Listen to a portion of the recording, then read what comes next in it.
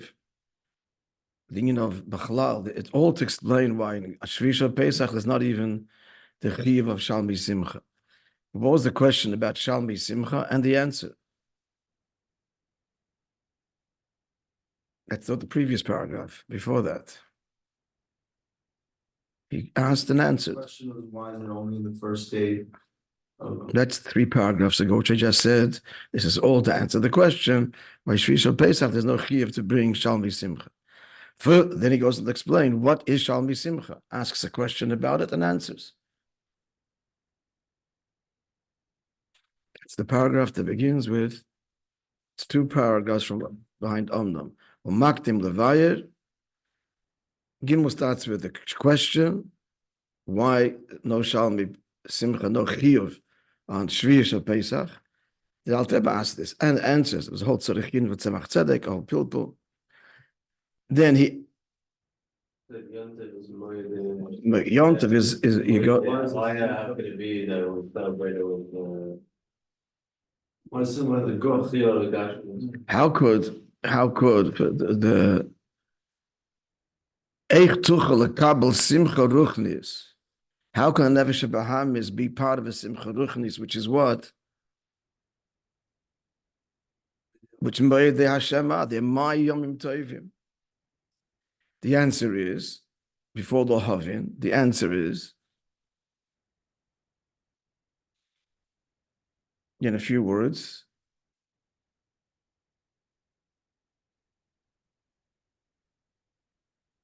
on the one hand and on the one hand, on the other hand.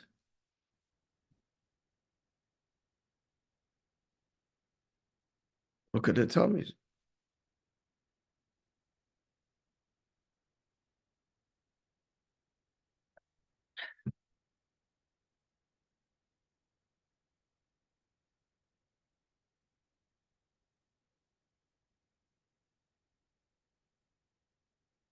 If you have to pick one word to describe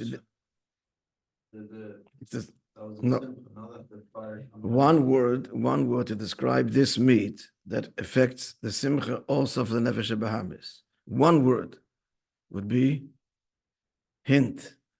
It's 3 lines in the bottom of that paragraph. One word. What's unique about this meat? One word. Huh? Memutze. It's an intermediary between what and what? He says. The nefesh alikis, the nefesh bahamis. Why? Because it's basar kodesh. It's not stam barbecue. This is the meat. What makes it? He gave us detail as to what makes this meat holy. Because why? Not just a general answer. It's a korban. You're not eating that part of the meat. You're eating the meat that's not going on the mizbeach. So it's like the fire of heaven comes down and it's sugar consumes it. And all true, but that's not the nekuda. The Maimon says it. That's still not the essence of the answer. That's why the Bahamis can relate to it, because he is the same shoresh as the korban, namely the image of the ox of the divine chariot. True, but what is it that makes this meat? The memutza is one nekuda. Middle of the paragraph. Since the fat and the blood is offered on the mizbeach, the meat as a result is holy meat. He's eating the meat. The mizbeach is not eating it. To what nice of the fats and the blood and the fat is offered? What's the significance of that? Explain. Maimon doesn't say it. Explain it elsewhere. Chassidus. We said it. Blood, no, the end of the imurim. You're all telling me the end result. I'm trying to understand why we get there. Why is it rech nechayach? It's a fact. I'm asking you to explain it. Because the imurim are brought on the mizbeach, the innards, and therefore purified. Now it's like it becomes Vedish. What's left is now. Yes, I'm asking you why. Why, through offering the imurim, does it render the meat that's eaten by the yid holy meat? This meat didn't even touch the mizbeach. h'tשכ in the general precincts of the Beis Hamikdash. They murin, the kvetches they murin. Oh, This person's title. Don't have your own title. Shem, what's left over is just the corner. and the blood, The blood is fight. right? A passion of life. So the Yid gives his life, his energy. Blood is his energy. And the fat means his capacity for pleasure, his gishmak is in godliness. Then the meat, the gashmis that he eats is sanctified.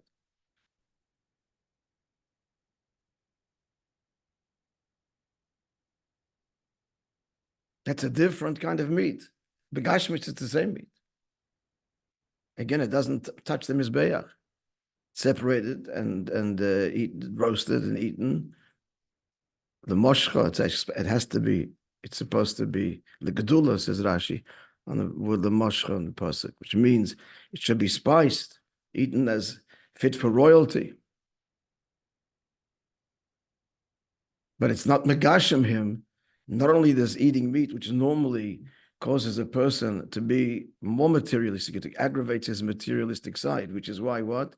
The halacha is, the halacha, it's not a halacha in Shulchan Aruch, but the Gemara says about an Amaretz, an Amaretz should not eat meat. The unrefined should not eat meat, because when you eat meat, first of all, you're degrading the meat. If you learn in Tanya, you're not elevating it. You're doing the animal no favor if you have no right to it.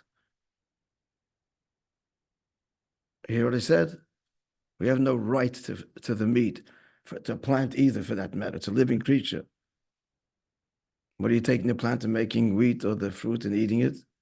Yeah, but if I don't, I'll die. No, so if you die, at least you'll rot and your body will give some nutrients to the earth. You'll be of some use. I'm not being facetious, I'm being harsh, but not facetious. The answer is the only right we have to eat the meat or the plant or the fruit is if we elevate it. If we don't, we have no right.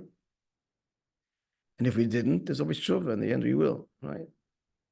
We'll get purged in the grave. I mean, eventually it'll happen. One way or another, everything will get to its elevation sooner or later. The hard way, or the easy, or the high road, or the tortuous road. Akoponim. So this is the inyan here. So this meat is mamish elevated meat because he's eating. Why? Because it's a mitzvah, it's Yom Tov. And what's the proof? That he's eating in an elevated way. What's the indication of that? Proof. He can do it physically and he doesn't do anything. But what it means, Baruchnis is his fat and his blood is to the Eibishter. His chayis, his gishmak, his pleasures, his excitement, his life is all dedicated to the altar. That kind of eating meat is an elevated eating, which serves as an intermediary mamutza between the Nefesh Elikis that's celebrating today on Yom Tov and the Nefesh Abamis. It's a link because it's holy meat. It's meat, Nefesh Abamis eats and enjoys the sensation of the taste that cannot be. Not that I've actually neutralized that, but I'm not expecting that. But it's all because it's Yom Tov. The whole geshmak is because it's Yom Tov today. And he's sitting with his family and friends at a Yom Tov table. That's the whole pleasure here. That's B'chalal Shalmi Simcha. The end will be why even this there's no obligation, Shvi Shal Pesach. That's the way he's driving at. Now to understand that, we understood it. It's a beautiful idea. Very often, as we've encountered because of our limitations and lack of knowledge, to understand it, this introduces a whole beer, which is, I got it now. It's really complicated because Chassidus wants us to understand it very at its source and deeply and internalized. So he went into this whole beer based on what's the pasuk. Someone read me the pasuk and translate it.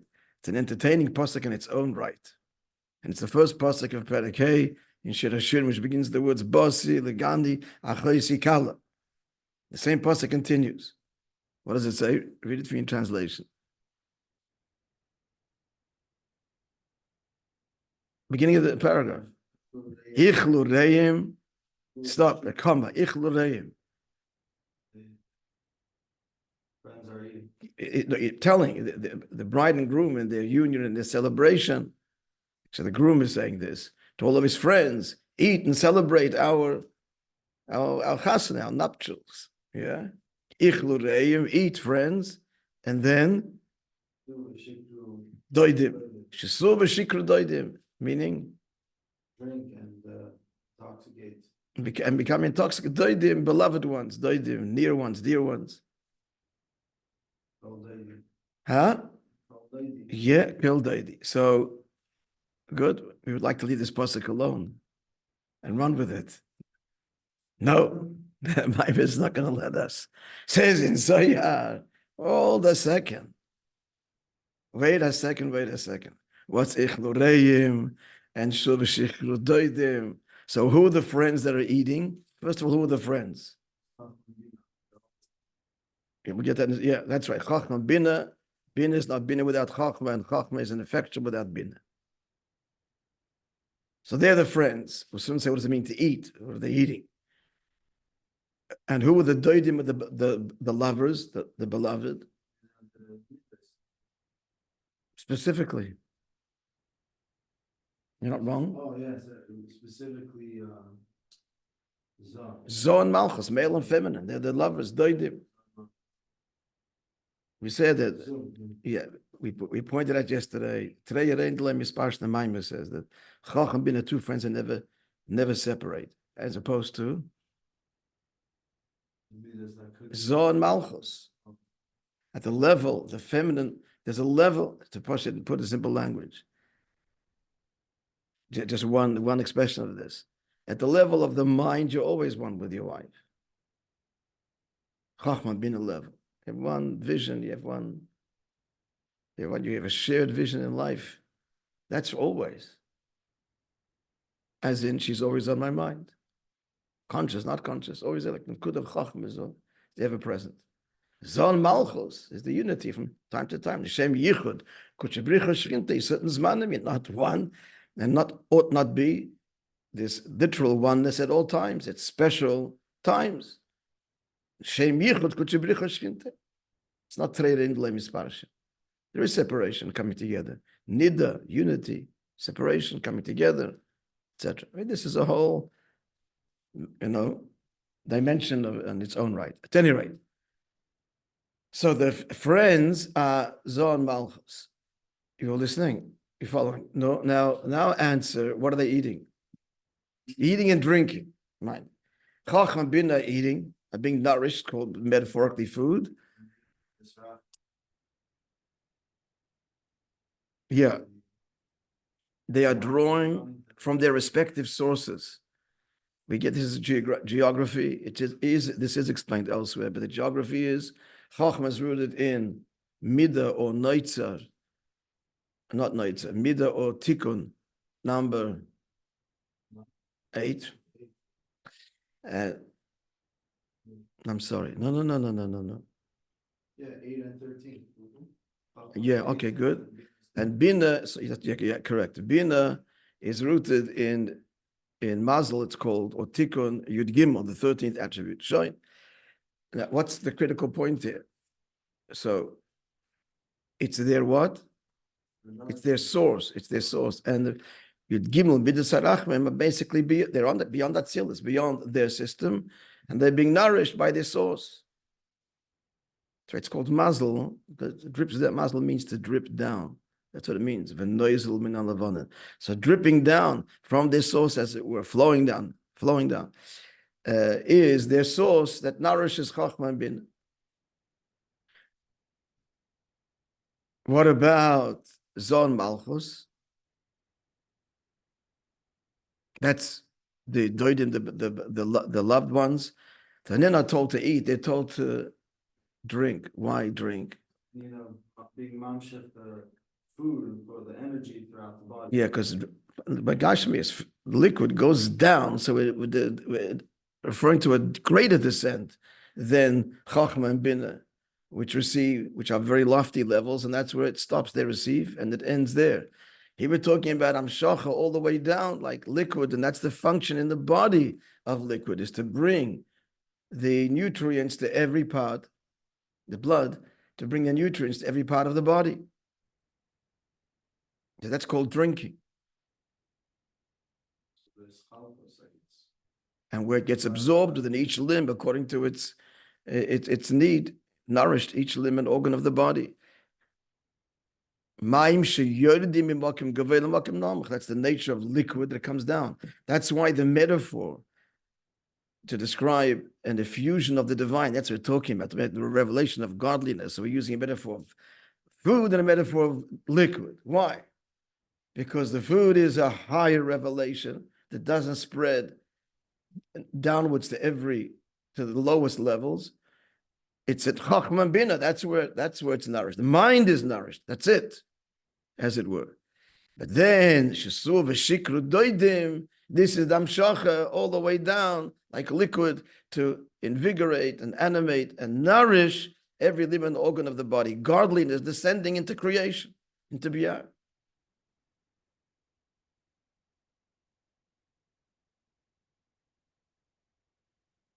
As you mentioned, into the midas, Meloshin what? What do you say? Midas, from the word midah, the last words of that ois.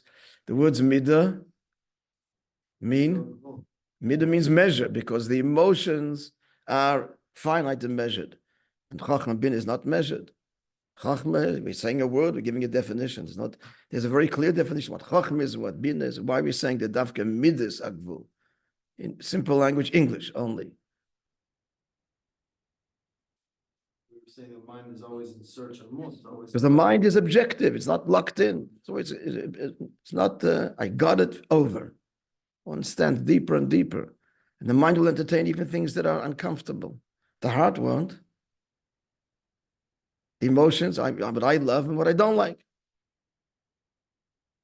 So they're midah, they're locked. There's finish the objective versus subjective. Yeah, what? But the dafka sometimes you can see with the emotional side, it can be acted out of measure because it's an emotion and not rational. That's out of measure for you, the recipient, but for the heart, it's the emotion. That's out of control in terms of damage or the recipient, inappropriate. But it's acting absolutely according to its midah. This is its midah. Fire spreads and destroys when kept unchecked. That's the midah of fire. That's its midah. So it's got to be contained properly. The midah itself has to be directed in the right way. So that's what we're up to. Showing the bottom of the page now.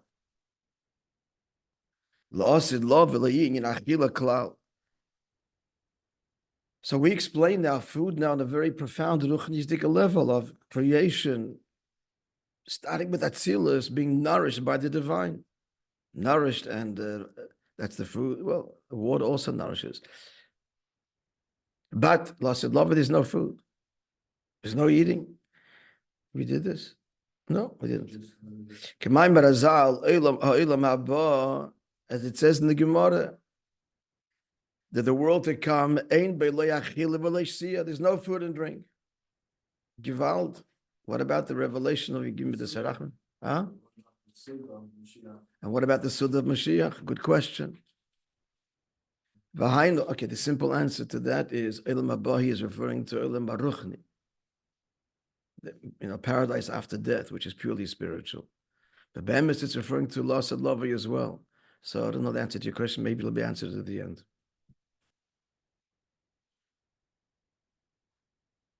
That could be at the beginning, but not later. First stage, because later the guf is nourished by the neshama. So that could be the beginning stage. It'll start reverse. You mean reverse. You mean reverse. The neshama, will be nourished from the guf. From the source of the guf. The source of the guf. Without the need for food. And let's see, I think you will address this all later. So let's have a look. We'll learn together, friends.